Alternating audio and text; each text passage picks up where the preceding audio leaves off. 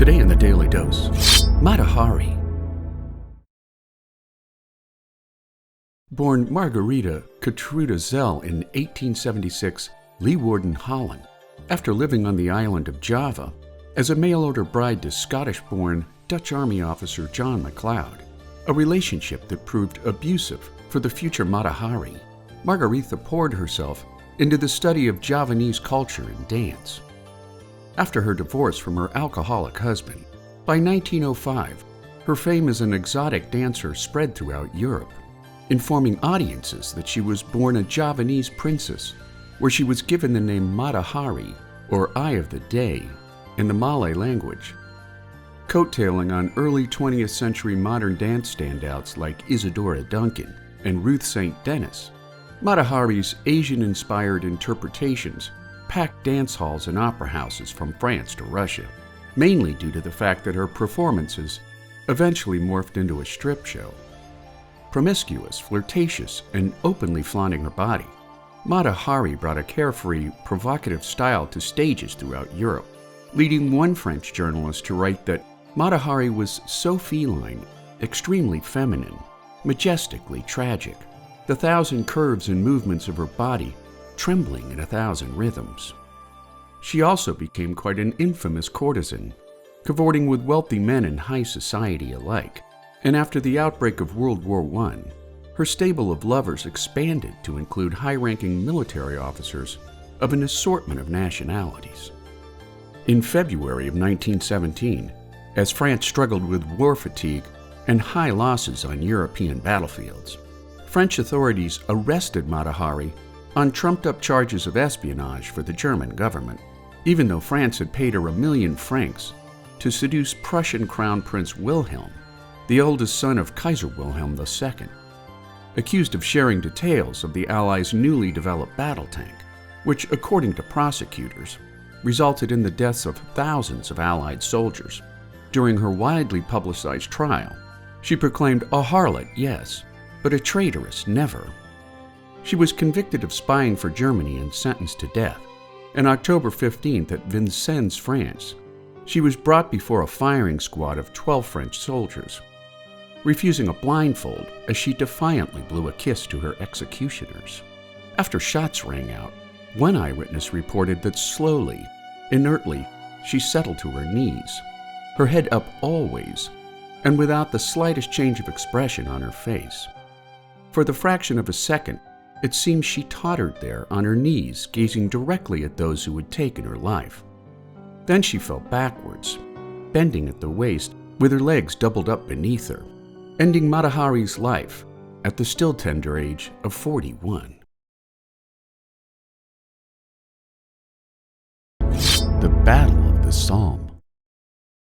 Considered the most bloody battle of World War I, the Battle of the Somme was fought by the armies of the British Empire and the French Third Republic against the German Empire, lasting from the 1st of July to November 18th, 1916. While the French and British had committed themselves to an offensive along the banks of the Somme River in France, the Allies agreed upon a strategy for a combined offensive against the Central Powers in early 1916 by the French, Russian, British, and Italian armies, with the Somme offensive comprising the Franco-British contribution in the push to crush the Boche and thereby shorten the war. Prior to the first offensive, the Allies launched a week-long heavy artillery bombardment, which saw more than 1.75 million shells hurled at a 15-mile German front north of the Somme River, which aimed to cut the barbed wire guarding German defenses, at the same time destroying the enemy's entrenched positions. When ground fighting began on July the 1st, the German Second Army suffered a crushing defeat against the French and the British, yet the victory came with egregious losses to Allied personnel. The British alone suffered 57,470 casualties, including 19,240 killed in action, making it the single most disastrous day in British military history. The battle was further notable for the importance of air power, as well as the first appearance of the armored tank in 20th century mechanized warfare.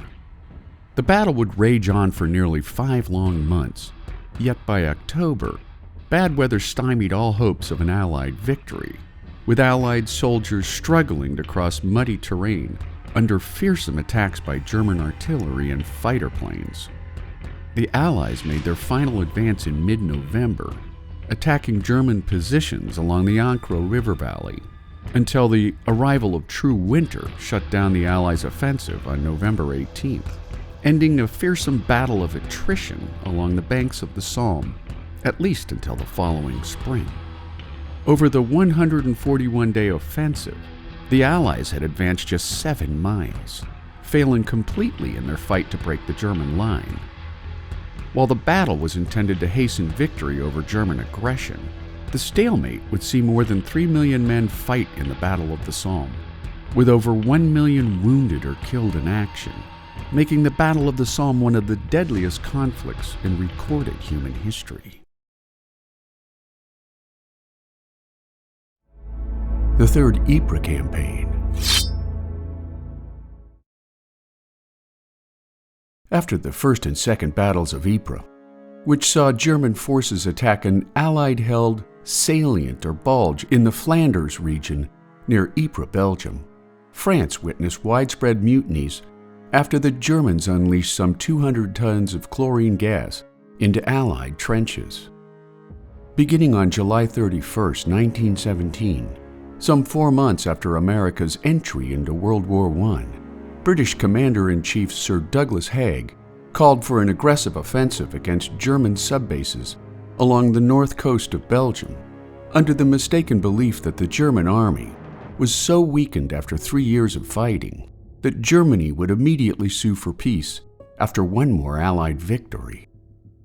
To achieve his objective, Haig amassed 50 British and 6 French divisions under the leadership of Sir Hubert Gough, commencing hostilities with a 3,000-piece artillery assault on German lines near Passchendaele. Both sides witnessed heavy losses in the first 2 days of fighting, at the same time pushing the Germans back by more than a mile, while taking more than 5,000 German prisoners. Bogged down by heavy rains and paralyzing mud, after a month of inconclusive fighting, Haig replaced Gough with Herbert Plumer, which led to several Allied gains in September that gave the Allies high ground control of the Passchendaele Ridge, some 6 miles east of the village of Ypres. Pushing his men without mercy, the third month of the campaign saw heavy fighting and egregious losses, where exhausted Allied soldiers made little notable gain, thanks to German reinforcements released from the Eastern Front after Russia's ability to fight devolved into chaos following Lenin's Bolshevik Revolution, a change of fortune that Haig failed to anticipate in his offensive strategy and war planning. Despite his weakened odds, Haig ordered 3 final assaults on Ypres throughout the month of October, until Canadian and British troops broke through German defenses to capture the now decimated village of Ypres on November 6, 1917.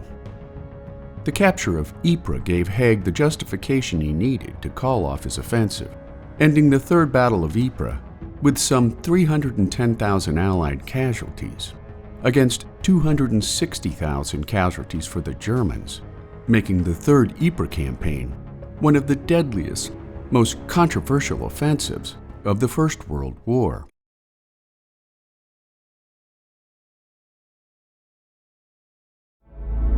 The Zimmermann Telegram.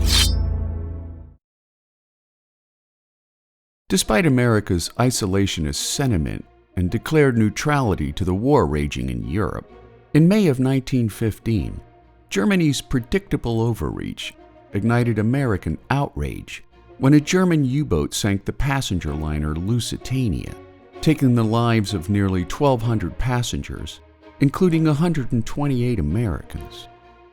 Despite inflamed anti-German feelings by many Americans, President Woodrow Wilson clung to his high-minded policy of non-intervention, stating that America was too proud to fight. Despite Wilson's neutrality stance, German outrages continued, including the resumption of unrestricted U-boat warfare that sank American and foreign merchant ships without regard to nationality or stated neutrality.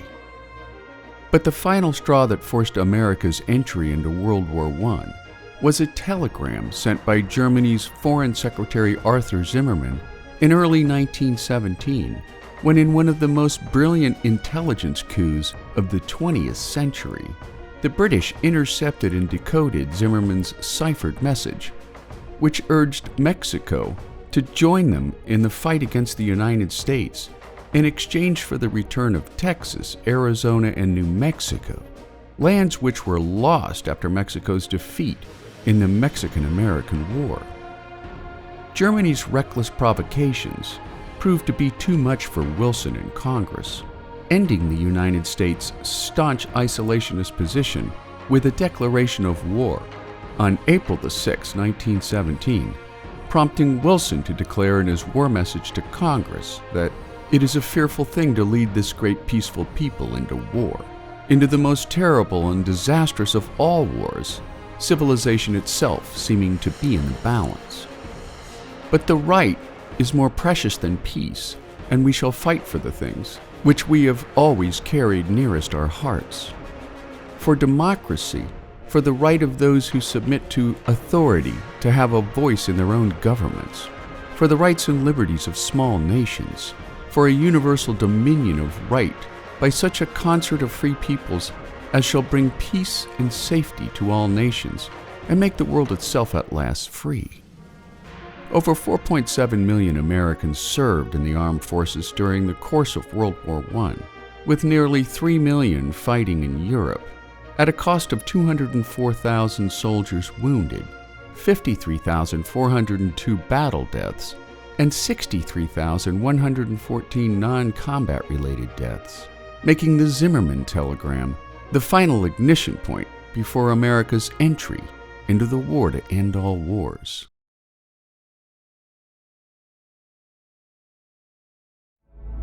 Wilsonianism. As the horrors of World War I approached its final months of bloody conflict, taking the lives of some 40 million people, on January 8, 1918, President Woodrow Wilson outlined his now famous 14 points as a basis for ending the war while promoting world peace for future generations. Woven into his 14 points was a call for democracy instead of authoritarian rule, the later, Wilson believed, contributing greatly to the outbreak of the First World War. He also called for conflict resolution bodies such as the League of Nations and the United Nations, as well as an emphasis on the spread of capitalism and self-determination among nation-states. Wilson also called for collective security by means of a new sense of liberal internationalism instead of isolationism, including freedom of the seas, open borders, and an end to secret treaties between nations. In his own words, Wilson advocated for the General Association of Nations for the purpose of affording mutual guarantees of political independence and territorial integrity to great and small states alike, and in a later speech to Congress, that national aspirations must be respected while allowing people around the world to be governed by their own consent. Wilson's 14 points launched an intense wave of optimism within colonial-ruled nations in Asia, Africa, and the Middle East, elevating Wilson to an almost godlike figurehead in colonial-ruled states around the world, prompting Indian nationalist Ganesh Shanghar Vidyarthi to hail Wilson as the modern apostle of freedom. Optimism within colonial-ruled nations proved short-lived, however, when the June 28, 1919 signing of the Treaty of Versailles failed to end colonial rule of First World countries over Third World nations, descending citizens of marginalized countries into a communal state of disillusionment and continued despair. Some historians have suggested that not only did the punitive demands the treaty placed on Germany lead directly to the Second World War, but the treaty's complete rejection of Wilsonianism, as Wilson's 14 points are known today, led to a number of protest movements in colonial-ruled nations, including the Egyptian Revolution of 1919, Mahatma Gandhi's passive resistance movement in India, the March 1st movement in Korea, and China's 1919 May 4th movement, making Woodrow Wilson's 14 points a telling missed opportunity for world peace.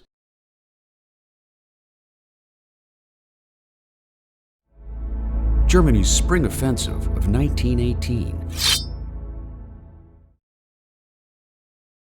Combined with Russia's collapsing war effort caused by the Bolshevik Revolution and the United States' impending entry into World War I, German Army Commander General Erich Ludendorff made one last push for victory against French and British troops along the Western Front, transferring 48 divisions from the Eastern Front to amass a numerical advantage against Allied troops.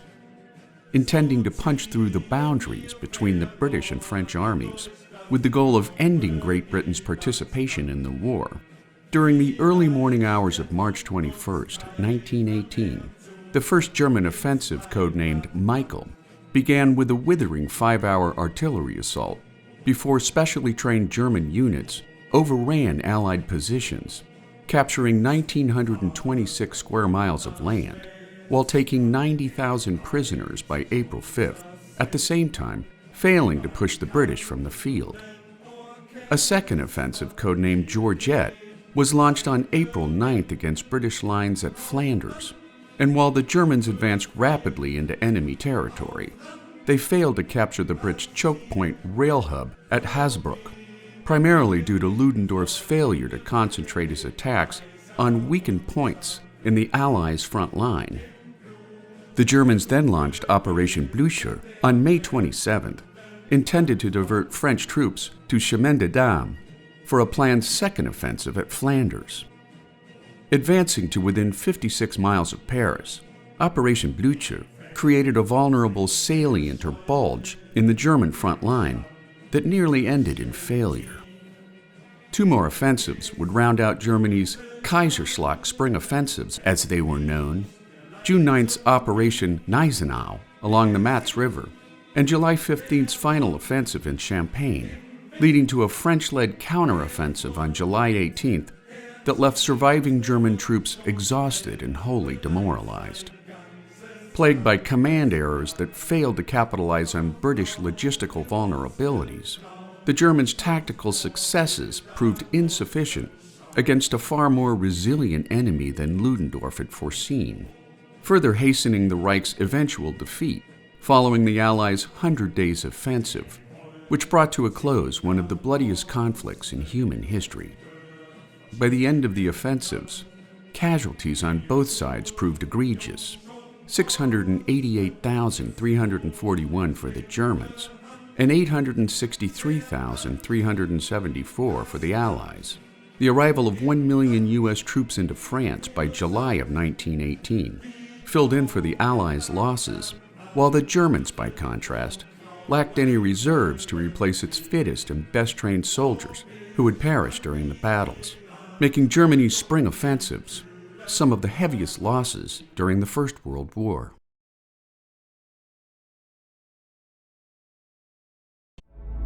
The Battle of Amiens.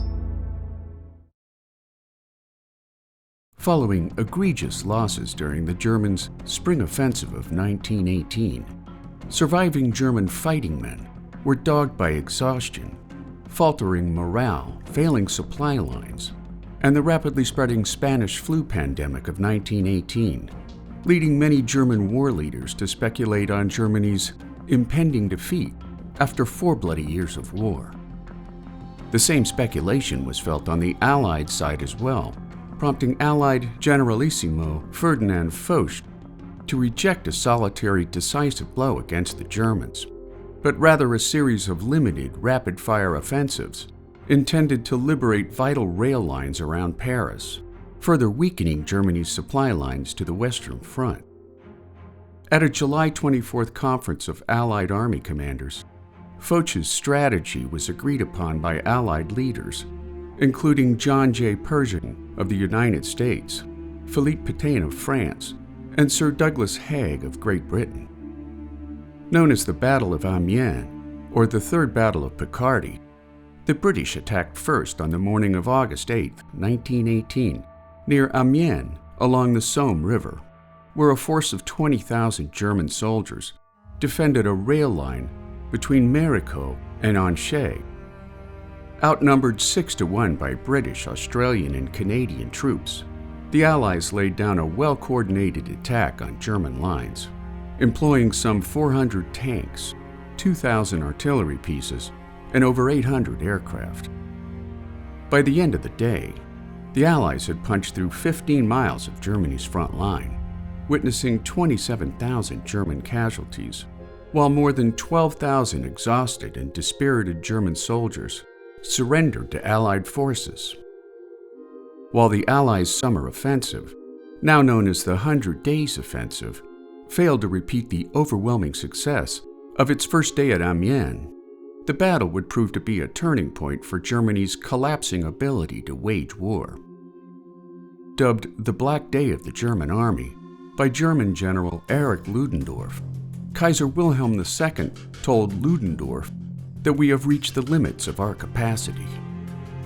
While both men knew that, in the Kaiser's own words, the war must be ended, he also agreed with Ludendorff that without continued progress on the battlefield, Germany would lose valuable bargaining room at any future or potential peace talks with the Allies, leading German soldiers to fight on amidst rising disorder and desertion at battlefronts, along with a growing rebellion back home, making the Battle of Amiens a critical turning point in the final months of World War I.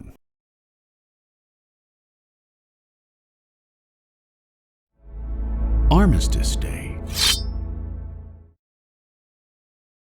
When World War I broke out in late June of 1914, few adults alive at the time envisioned the conflict lasting beyond the end of the year. Yet by Christmas Day, more than 1 million soldiers lay dead in fields, trenches, and war-ravaged cities across Europe.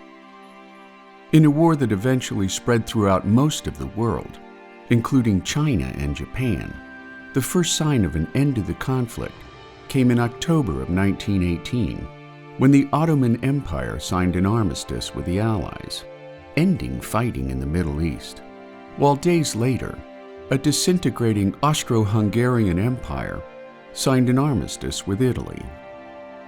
Bereft of manpower and supplies and facing imminent invasion, on November 10, 1918, German leader Kaiser Wilhelm II abdicated his throne, offering instructions to newly installed government officials that Germany should make peace with her Allied victors. As a result, at 5 a.m. the next morning, after the German army formally surrendered in a rail car outside Compiègne, France, ending a bloody war of attrition that witnessed the death of 9 million soldiers, injuring an additional 21 million, with an estimated 5 million civilians taken by disease, starvation, and exposure. World War I officially came to an end on the 11th hour of the 11th day of the 11th month, and while celebrations broke out around the world, causing a drastic spike in cases during the Spanish flu pandemic of 1918, after 52 months of unimaginable bloodshed, celebrations on the eastern and western fronts were much more subdued. And this is the end of it, wrote Robert Casey of the 124th Field Artillery Regiment. In 3 hours, the war will be over. It seems incredible even as I write it. I suppose I ought to be thrilled and cheering, but instead I'm merely apathetic and incredulous. There is some cheering across the river, occasional bursts of it as the news is carried to advanced lines. For the most part, though, we are in silence.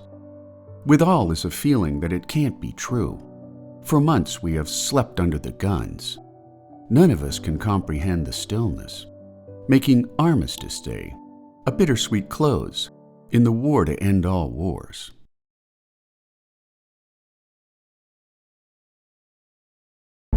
Woodrow Wilson hallucinates at the Paris Peace Conference. During the Spanish pandemic of 1918, like other presidents before and since his administration, U.S. President Woodrow Wilson attempted to downplay the disease as the deadly pathogen spread to every corner of the globe. Citing key evidence from Wilson's papers, presidential historian Tevi Troy called Wilson the worst U.S. president in terms of handling a disaster. Troy writes in his book entitled Shall We Wake the President? 2 Centuries of Disaster Management from the Oval Office. The federal response to the influenza outbreak in 1918 can best be described as neglectful. Hundreds of thousands of Americans died without President Wilson saying anything or mobilizing non-military components of the U.S. government to help the civilian population. In April of 1919, while sailing to the Big Four peace talks in Paris, Wilson and many of his staff contracted Spanish flu, including Wilson's daughter Margaret, several members of his Secret Service detachment, Wilson's stenographer, and his chief usher. While the Big Four were trying to resolve questions concerning German reparations, the creation of the League of Nations, and the threat of Bolshevism, Wilson's hallucinatory response to the flu and its associated high fever severely jeopardized the outcome of the talks. As the president's illness worsened, key aides became alarmed when the normally predictable Wilson began to blurt out unexpected orders. On one occasion, the president created a scene over pieces of furniture that had suddenly disappeared in his suite room, even though nothing about the furnishings had been moved. The president further became convinced that he was surrounded by French spies. We could but surmise that something queer was happening in his mind, Chief Usher Irwin Hoover later recalled. One thing was certain, Hoover goes on, Wilson was never the same after his little spell of sickness. Wilson's shift in mentation would forever impact the outcome of the Paris Peace Conference and ultimately the Treaty of Versailles.